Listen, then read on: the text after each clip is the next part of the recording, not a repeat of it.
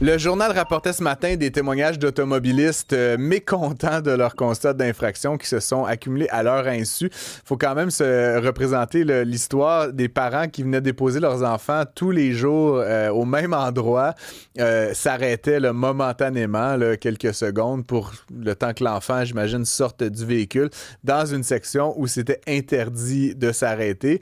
Et les policiers, patiemment, étaient là, faisaient un petit coucou de la main et à chaque passage, à chaque matin, redonnaient un ticket à la personne sans jamais donner d'avertissement, sans jamais remettre de constat d'infraction en main propre. Franchement, on sent qu'il y a eu un petit leurre là, ici de la part des policiers. On est loin du servir et protéger, hein, Fred Bastien, quand Absolument. même, dans une affaire comme celle-là.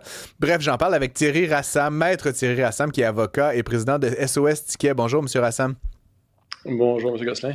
Merci d'être avec nous. Bon, quand même une drôle d'affaire. Est-ce que c'est légal là, de faire quelque chose comme ça, là, d'accumuler des tickets là, jour après jour après jour là, pendant une longue période de temps, sachant qu'il y a un délai entre le moment où l'infraction est commise puis la réception par la poste de ce constat? On peut reproduire un comportement fautif 30 jours, 40 jours. C'est quand même assez hallucinant comme manière de faire. C'est légal de procéder comme ça? C'est peut-être légal, mais on est clairement pas je pense pas, l'éthique ni dans ce que veut représenter le corps policier de la ville. C'est un peu dommage, tu sais, parce que de la même manière qu'un citoyen peut trouver plusieurs manières à travers la loi de faire quelque chose de légal, mais qui est immoral, ben le policier aussi peut faire ça. Fait que c'est un peu dommage qu'ici, dans cette situation-là, ils aient pris avantage d'une situation pour au lieu d'aller voir le monde, leur dire, ben regardez, vous n'avez pas le droit de stationner ici, vous voyez, il y a une pancarte, puis si vous stationnez, ben, je vais être obligé de vous donner un ticket. Ça, je pense que c'est la bonne manière de procéder. Parce que l'idée du constat d'infraction, c'est que, en fait, la manière que moi je le comprends, puis c'est là où peut-être il y a une ligne entre, comme vous dites, la morale ou l'éthique là, et le légal. En mon sens, quand on commet une infraction au code de la route, on reçoit un constat d'infraction et là, on apprend que ce comportement-là est à prescrire et on ne le reproduit plus. C'est sûr que si je commets une infraction et que j'en suis pas conscient, ben, je continue ma route. Le lendemain, je fais le même comportement. Le surlendemain, je fais le même comportement. Si à aucun moment donné, il y a un rapport entre l'infraction et la punition, ben à la fin, c'est un peu particulier de se faire signaler 40 jours plus tard que notre comportement du mois dernier était fautif. Je veux dire, ça me semble être une déconnexion profonde du sens qu'on donne au constat d'infraction, qui est comme, tu viens de commettre une infraction, s'il te plaît, ne le fais plus. Et d'ailleurs, s'il te plaît, paye 200$. Là, mais vous comprenez ce que je veux dire? C'est un peu bizarre quand même comme façon de procéder.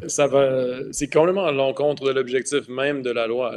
L'objectif de la loi, c'est de prévenir des comportements qui sont indésirables, mettons. Fait que, tu sais, on fait la loi parce qu'il y a des choses qu'on veut pas que le monde fasse, puis tout, mais là, si on attire le monde vers ces comportements, puis après on leur dit « Ah ah, voilà, on vous a eu », c'est un peu contre l'objectif. Puis surtout quand, en plus, on peut en envoyer plusieurs fois ces étiquettes-là, ils n'ont même pas l'opportunité de se rendre compte qu'ils ont fait quelque chose de mal et de corriger leur comportement. Fait que, non, pour ça, je trouve que c'est aberrant. Il faudrait voir, je pense qu'il faudrait parler avec la municipalité, avec la ville, pour voir un peu qu'est-ce qui justifie ce comportement policier. Puis, je serais pas étonné qu'il y ait, au moins à l'interne, des discussions pour que ce genre de comportement des policiers ne se reproduise pas, parce que, de manière générale, c'est pas comme ça que les policiers agissent. Ça arrive, puis quand ça arrive, ben ça nous frustre tous là, parce que Ah oui, c'est ça. On sent qu'il y a comme un abus là, du pouvoir là, de contrôler dans des situations comme celle-là. Puis les policiers, en tout cas, je veux dire, personnellement, je considère qu'ils font pas du tout leur travail quand ils agissent de la sorte. Là, encore une fois, je veux bien obtenir un constat si je commets une action qui est interdite, mais de cumuler comme ça puis d'envoyer par la poste de manière... Je trouve ça personnellement couillon comme comportement. Puis je pense que le maire de Laval, en des termes un peu plus polis, a dit essentiellement la même chose. C'est inacceptable. Et c'est là où je voulais un peu vous entendre parce que vous êtes avocat. Donc là, le maire dit « je n'y peux rien ». Évidemment, c'est pas le maire qui va se mettre à jouer là, dans les tickets. Là. Ce serait un peu particulier s'il le faisait. En même temps, je pense qu'on peut tous s'entendre. Là, si on faisait un référendum sur la chose, je pense que 99% de la population serait d'accord pour dire que ce n'est pas une façon de procéder pour les policiers. C'est quoi les recours, vous qui êtes avocat, vous qui plaidez justement chez SOS Ticket, peut-être des causes comme celle-là, qu'est-ce que les citoyens peuvent faire? C'est quoi les recours là, qu'on a quand on sent qu'il y a comme eu un abus ou un dévoiement là, de la règle comme le cas qui nous intéresse?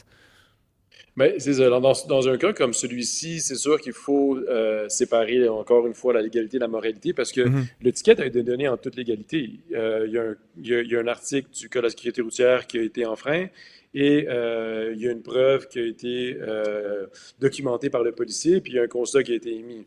À chaque Fait que, jour. à chaque jour. Ouais. Fait que mais après, est-ce que c'est éthique? Non. Mais est-ce qu'un juge qui reçoit ça va utiliser sa considération puis sa subjectivité pour dire, ben, regarde, ça n'a pas d'allure, là, le premier ticket, fine, tu vas le payer, Ouais. mais le deuxième, troisième, regarde, là, monsieur policier, tu aurais pu aller le voir, puis ça aurait été réglé, puis le comportement aurait été peut-être changé. Fait que je pense que ça, c'est un cas où est-ce que c'est un cas très rare, on s'entend, là. C'est pas quelque chose qui Ouais. arrive très souvent, ce genre de. Puis c'est pour ça qu'on est tous outrés. Mais dans ce genre de cas-là, ça vaut la peine d'aller jusqu'à procès et de faire face aux policiers, devant le juge, et puis de vraiment raconter de l'histoire, puis Ouais. espérer que le système de justice fasse preuve non seulement d'appliquer la loi comme le policier le fait, mais d'un jugement moral aussi. De gros bon sens, là, effectivement. Mais vous dites que c'est pas fréquent, puis j'en conviens, c'est la première fois que personnellement que j'entends ça, là, des policiers qui, jour après jour, signent des tralées de tickets, mais c'est quand même un peu dans l'air du temps, là. Puis bon, plusieurs ont fait l'analogie, par exemple, avec les radars photos, là, qui ont fait leur apparition au Québec il y a quelques années maintenant, puis qui sont devenus carrément là, des vaches à lait pour l'État. Je veux dire, on installe la machine, je sais pas combien ça coûte, là, une couple de mille, là, mais puis là, après, ça imprime des millions de dollars de revenus. Puis j'ai personnellement je déteste les radars photo personnellement. Puis encore une fois, pas parce que j'obtiens des contraventions ou quoi que ce soit, mais juste parce qu'encore une fois, il y a une déconnexion entre l'acte et le constat, en fait. C'est-à-dire qu'on reçoit un moment dans un futur distant, une preuve, là, puis bon, tout ça, qu'on a fait mais il y a pas de modification de comportement. Je veux dire, il y a pas d'apprentissage. Là, on est juste en crise, passez-moi l'expression.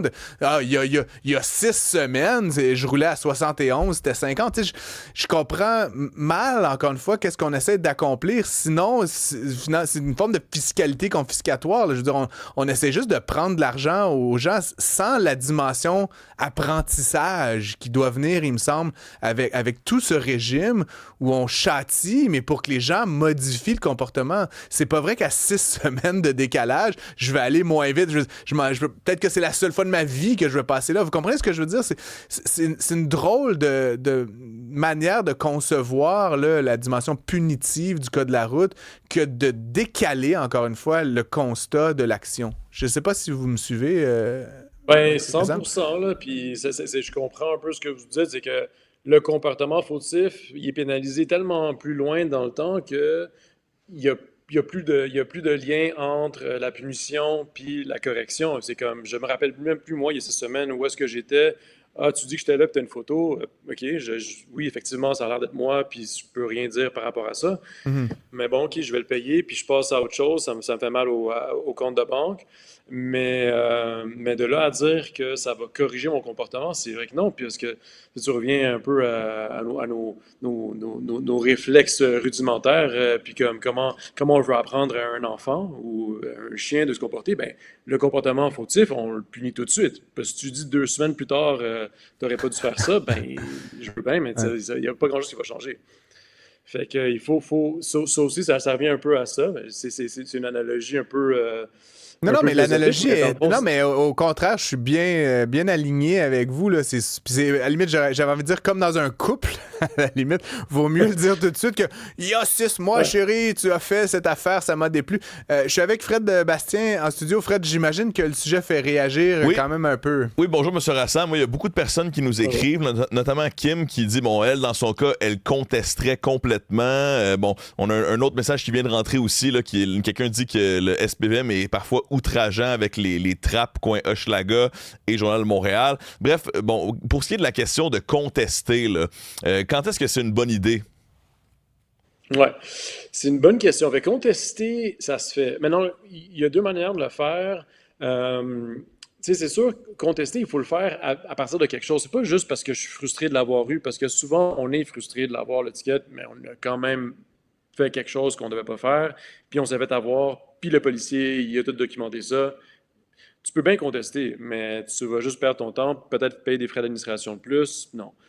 Mais nous, ce qu'on fait avec notre firme d'avocats, ce que les avocats font, puis ce que vous pouvez faire aussi, c'est qu'on demande la preuve au dossier. On demande avant tout, regardez, on aimerait ça voir qu'est-ce que le policier il a dans son dossier, qu'est-ce que lui a documenté. Puis avec ça, on va pouvoir établir, OK, non, en effet, ce qu'il a envoyé, ça correspond pas du tout à ce que moi, je me rappelle, puis je suis prêt à aller plus loin. Ou au contraire, je pense que le policier il avait raison ou je pense pas que ça pourrait se contester. Fait que la première étape, c'est vraiment, si on veut contester, de demander la preuve au dossier pour voir un peu qu'est-ce qui est documenté dans le ticket. Puis après ça, on peut continuer. Puis là, soit vous faites affaire avec un avocat, là, je ne vais pas vendre, tu sais, effectivement, c'est sûr que tu vas avoir un service plus professionnel avec un avocat, comme notre firme, mais tu peux le faire aussi toi-même. Mais comme tout, tu sais, ça soit, je sais pas, vendre ta maison ou n'importe quoi. Mais quand tu vas avoir avec un avocat, ben, tu vas avoir quand même des meilleurs résultats. Mais il faut que ça vaille la peine aussi. Parce que, mettons, tu as un ticket où est-ce que, comme les photos radars, tu n'as pas perdu de points, puis tu dois payer une amende de 400 $. Est-ce que tu vas payer 200 $ de frais d'avocat pour peut-être ne pas payer 400, c'est un gamble. Puis, Mais par contre, il y a des situations où ça vaut vraiment la peine parce que là, ton permis est en jeu, tu as perdu des points, et ce ticket, tu ne l'as pas mérité. Il y a des situations dans lesquelles ça vaut la peine de pousser plus, puis là, d'aller chercher de l'aide. mais donc, vous dites de demander la preuve avant de contester.